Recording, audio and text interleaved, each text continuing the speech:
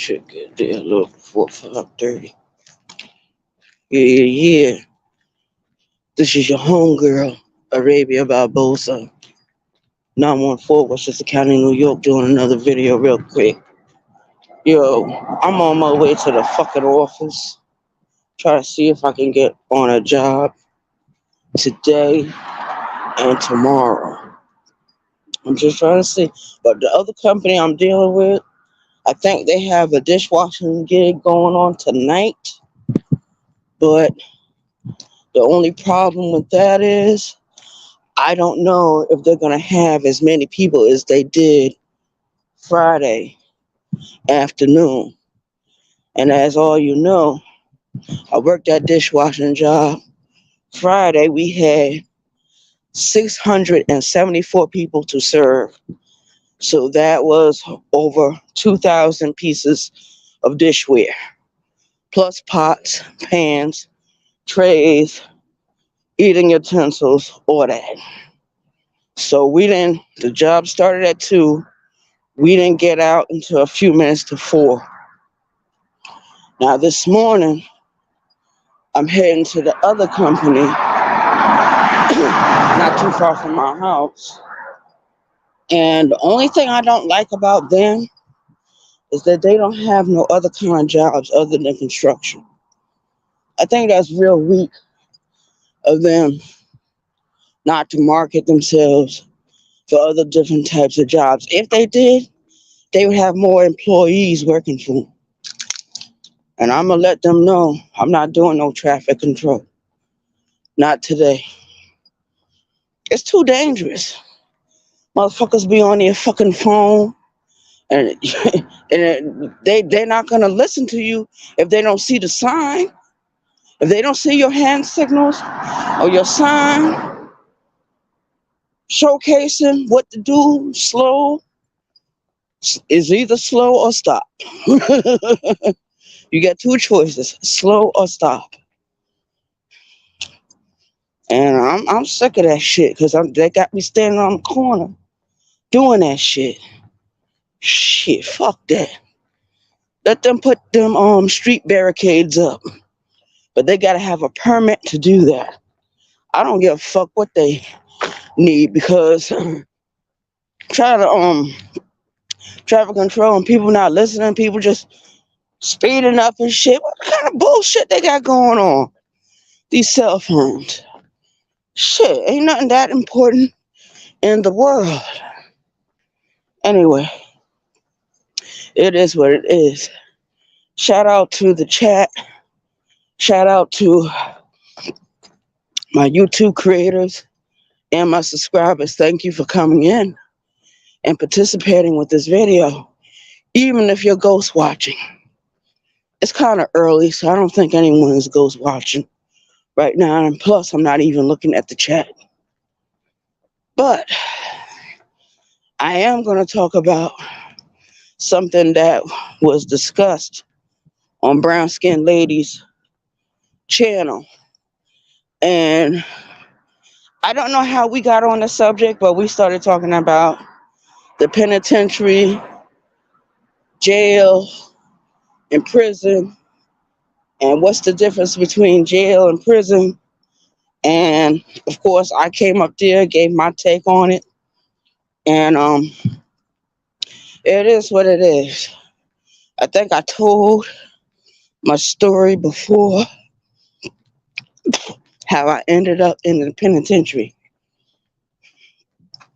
The judge that gave me my time, his name was let's see, his name was Judge Schuler. Shout out to Judge Schuler. He gave me 8 years. Okay, they was originally trying to charge me with strong arm robbery, which that did happen. But when I went into the penitentiary, they classified me as being nonviolent, and the charge must have lessened into a common law robbery charge. Either way it go, when I came back on the street, I did my own background check. The strong arm robbery charge is still there. That's not going anywhere. Even though I did my time for it. Altogether, out of 8 years, I did 6 years, 7 months. I did 6 months in the county jail, and then the rest of my time I did in the Department of South Carolina Department of Corrections. My inmate number was 22 16 44. Um, I started out just like anyone else. I was on receiving. Um, they switched me from receiving and they took me to Leith Correctional. That's another female prison. It's located in Greenwood, South Carolina. And I spent most of my time over there. I don't know why they sent me to Greenwood. I don't know why they sent me all the way to fucking Greenwood.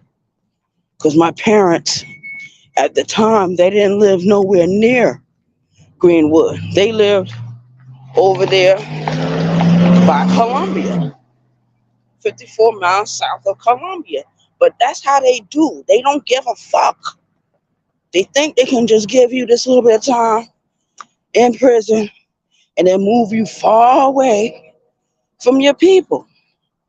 So what ended up happening, they ended up moving me into a room with this woman from Charleston, South Carolina. Her name was Maria. Chocolate, beautiful black sister. Shout out to Maria. Even though we had that fight years later, I guess we pieced it up and we was chill with each other. We was cordial. But I was no longer on the compound like that. See, when Michael Moore, the director of the prisons at that time, when he came, he changed up a whole lot of shit. They took us out of our street clothes. We couldn't have our own sneakers anymore. If the men had dreads and they didn't want to cut their dreads, they sat on lockup. If you was a Rastafarian, you was on lockup. If you was a part of the Nation of Islam, 5% nation, which is the nation of the gods and earth, you was on lockup. You was not on the compound with everyone else. If they found out you was a gang member of any sort, you was on lockup.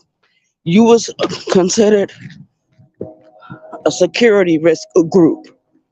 Security risk groups, usually they do cause a lot of problems, a lot of trouble, a lot of concern, a lot of riots and stuff like that. But that's mostly in the men's institution. That's mostly with the men. Females are a little bit different. So I didn't really have a hard time. But anyway, me and Marie, we got into a disagreement. A fight ensued. Two officers got involved with the fight. They tried to break it up. One of them accused me of kicking her. Shout out to Sergeant Osborne. Because honestly, I don't remember doing that. Well, anyway, they would, if they would have just charged me for the fight or assault on an inmate, I would have did like 30 days on lockup. But because Sergeant Osborne said I kicked her, that's assault on an officer. So they gave me 18 months to do on lockup. 18 months turned into 3 years and 9 months. Why did it turn into that? Because I kept getting tickets. Disobeying on direct order, disruption, charges, nudity charges, fighting charges, all kinds of different charges. So I ended up doing 3 years and 9 months on lockup. Then after that time, I went to closed custody. Closed custody inmates at Leith Correctional did not live on the compound. We all lived on lockup. So what was the point of me getting placed on closed custody? I'm still on lockup. And that's the kind of bullshit they be pulling on these women. And please don't get sick. Don't get sick in that bitch. Because at that time, anytime you went to medical, I don't care if you was visiting with the dentist.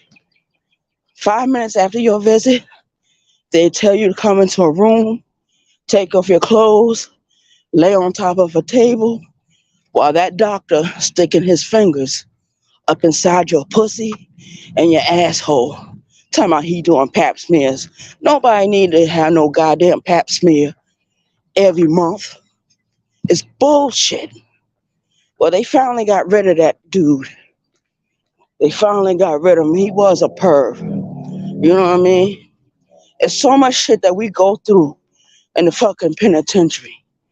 And I remember just before I got out, they was conducting some kind of investigation.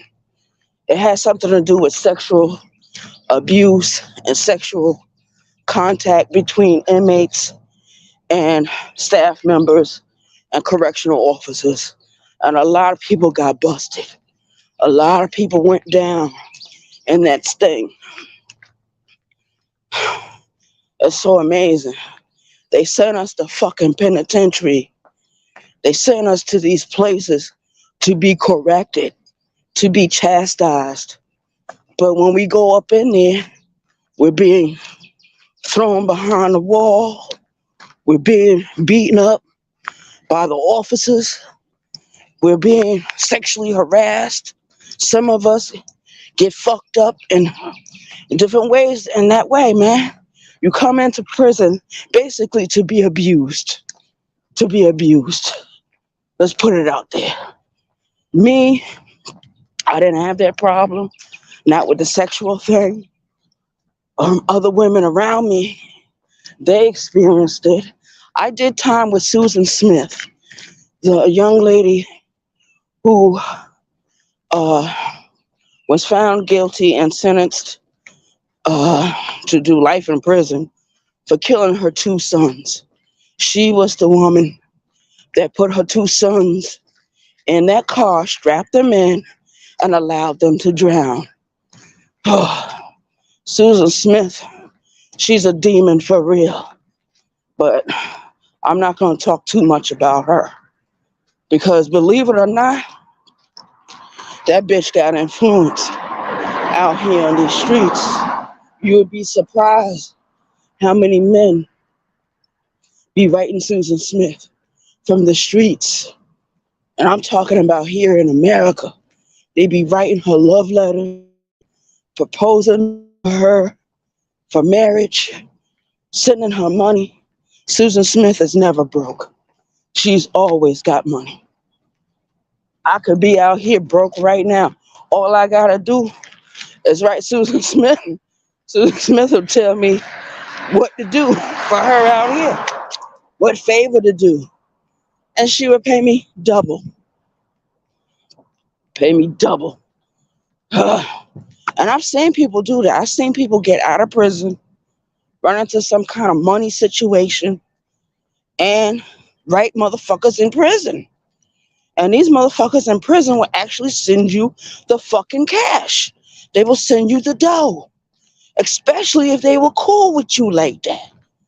Word. It don't happen too often. But in the case of Susan Smith, it does happen. It does happen a lot. I just let the whole world know. Susan Smith was found guilty on charges of murder. Other charge, that bitch be pulling in the money. Trust me. I tell you no lies. That bitch be pulling in the fucking money. See, she don't have to do much. Bitches like me, we gotta come out here 4 o'clock, 5 o'clock in the morning to go to a fucking place where they might be paying you $11 an hour to do some work. By the time the end of the day, You might got $65 in your pocket. You might got $80 in your pocket. It depends how long you stayed out there on the fucking job. That's why I like to work for the other temp agency, because they pay more money. Now, that Gig Pro shit, I'll try that shit out on my phone. That shit is not working out. You try to get in touch with that particular company, them motherfuckers, they don't do no reach outs to the people that want to work for them. And those jobs pay more than $20 an hour. Imagine going on a job, getting paid $20 an hour, sometimes more, and that money that you make that day, that's your money. That money don't go to no temp company and don't go nowhere else. It go right in your motherfucking pocket. Nowadays, you gotta fill out the tax form. But when they first started that shit, they wasn't taking out taxes. And I guess the feds got on them. You know how the IRS is. Shout out to the IRS. Always fucking with us and always raping our money. Always running our pockets. The government, I don't give a fuck what nobody say. The government is the biggest mob. That bullshit Skinny and Randy doing over there, that's play shit. It's play shit. Skinny know he a fucking shit talker. And Randy, the death coach over there, she knows she a shit talker. Both of them are shit talkers. But it's only a matter of time before those two clowns fall out with each other. They're gonna clash, they're gonna fall out with each other. Cause didn't Rainey do that with Sis? And Sis was giving her a voice on his platform. And you see how the bitch try to turn on Sis? Not saying Sis is an angel, because Sis is not no angel. He played a lot in that bullshit. I don't give a fuck what nobody say. It is what it is. The link is dropped. Whoever want to hit the link, hit the link. I'm almost to the office anyway. I'm just got like, I'm going to say another 2 blocks, which is another 10 minutes. I said 2 blocks. It's really another 10-minute walk from here to there. Motherfuckers around here on fucking bicycles and shit, walking and shit. You gotta watch these motherfuckers. All of them full of shit. All of them. I can't stand them because they try to be so sneaky with this shit. You being sneaky with me, I see your black asses. Yeah, motherfuckers. They'll just rub you the wrong way every time. Every fucking time. It is what it is. Yeah, but the penitentiary is no place for anyone to be. And there is no reforming no one in there. You got to reform yourself. And if you go to Leith Correctional or the Women's Center, you ain't got much chance. You ain't got much chance. They don't have college education for the inmates anymore. They don't have that. The best you can hope to do is get your GED. The best you can hope to do is get some school credits. School credits, work credits, all that goes into lessening your sentence. But some motherfuckers, it don't matter what they do, because some people have mandatory sentence. Some people have mandatory minimums. It happens. It's fucked up, but it happens, man. And I experienced a lot in jail, in prison. A lot of women don't make it out. A lot of women don't make it out. Big Dot made it out, but then Big Dot turned right back around, do some bullshit. I think she said she killed somebody or something. They ended up giving Big Dot another 12 years, whatever crime she committed. They gave her another 20, no, not 20, but 12 years to do. Big Dot didn't make it that time. Big Dot died. Heart attack. Miss Alice, she died. Jules, she died. There was a lot of females that died. Sometimes you wake up in the morning, a lot of the people that you play cards with and chilling out with, you wake up the next morning, you tending to your own business, you going to check on that person laying up in the bed dead. Penitentiary ain't nowhere. It's not a place for anyone to go. If you're going to commit a crime, make sure you can get away with that shit. For real. Best kind of crimes to commit nowadays is the white collar crimes. The crimes dealing with embezzlement and stuff like that. Now, I'm not encouraging people to do these things. I'm not encouraging. I'm just saying it'll come out better for you if you don't commit any low-level crimes.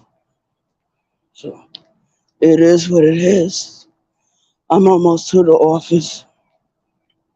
I really don't know how long I've been talking. I guess long enough. Just tell me what you think. Let me know what you're thinking.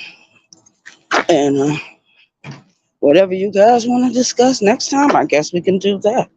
Not exactly sure. But it is what it is. Motherfuckers be out here digging in trash cans. and this is the main city that they give out food. They got soup kitchens. They be giving out food all day long. Especially you go downtown. You go to West Ashley. They got plenty of pantries. These people are just stupid. How you digging in the trash early in the morning? Oh, I thought New York was bad. Shout out to New York. 914 Westchester County, New York. Man, shout out. Yonkers, Mount Vernon, White Plains, Portchester, Peekskill, Tarrytown, Sleepy Hollow, Bronxville, Pelham, New Rochelle. Oh, and the list goes on and on and on. Let's not forget about the 5 boroughs. Y'all can hear the tiredness in my voice already. And I ain't got on no job yet. Y'all can hear how tired I am. Oh, nobody's ghost watching, but there's a playback. There is a playback for this video. So I'm not going to take this video down. I'm going to keep it up. So if anybody wants to take a gander at it and listen to it, they can. You're more than welcome. Thank you for giving me some time this morning. Because you could have been anywhere else, but you decided to come in here with me. We had one ghost watcher earlier. I don't know who that was. God bless him. All right, y'all. I'm out. Peace.